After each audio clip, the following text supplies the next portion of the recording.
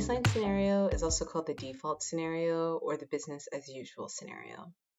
And it's what is most likely to happen in the future in the absence of specific policy interventions or land use planning.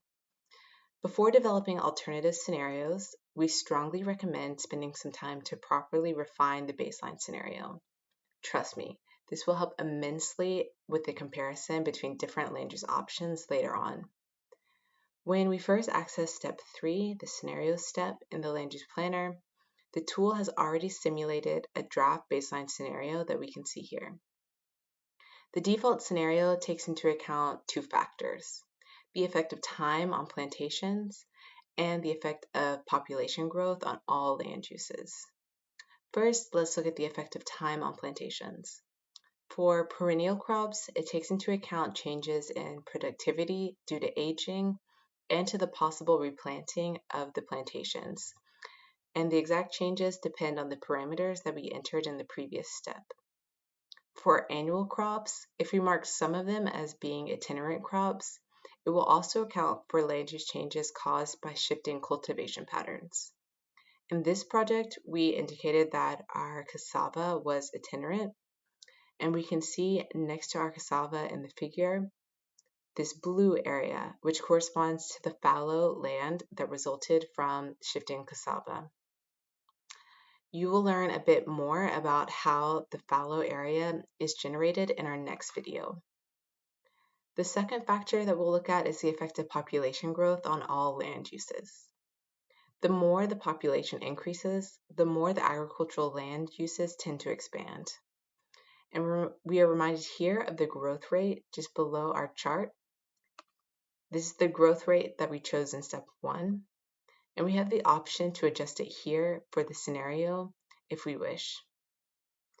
As a starting point for the baseline scenario, the land use planner has expanded the area of all of the agricultural land uses that we marked as important for local food security at the same rate as the population growth rate.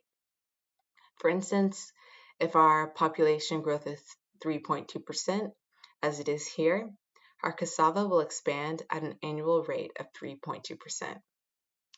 But if we're not happy with that, we can adjust the setting by clicking on the gear or flower icon next to the crop. And from there, we can change the expansion rate, moving that up or down. And we can also decide where the cassava expansion is going to take place. We can change the conversion pattern, or we can completely customize the land use change dynamic by choosing custom. For instance, we might want to untick forest concessions because we know that in our baseline scenario that cassava will never expand into this specific forest concession area. So once we untick that, we'll have to change the conversion rate for the other land uses because we need this value at the bottom to equal 100. So for now, let's just change the conversion rate of the first land use listed, the protected areas and hunting, and then we'll click Save. This will then take us back to our baseline scenario. And we can see that our settings icon has now turned green for cassava. And this is as a reminder that we've adjusted this default parameter. We strongly encourage that you do the same, adjust those default parameters for all of the other agricultural land uses. Now let's turn to industrial oil palm.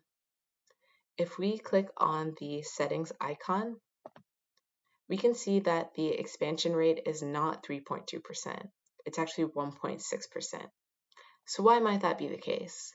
Well, that's because unlike cassava, the industrial oil palm was not marked as being important to local food security.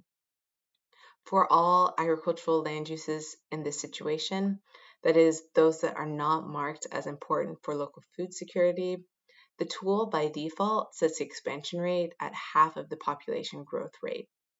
But again, we can adjust this here upwards or downwards as we would like.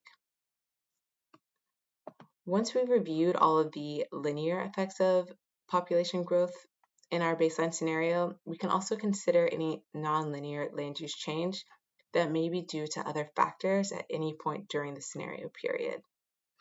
This can be done by clicking on the year, and this will be further explained in our video of alternative scenarios.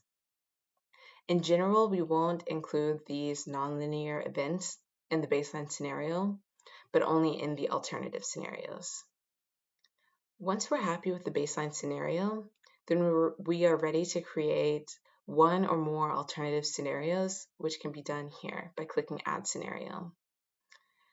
To build on the work that we've just done, we strongly recommend that you create a second scenario from a duplication of the baseline scenario, instead of adding a completely new scenario.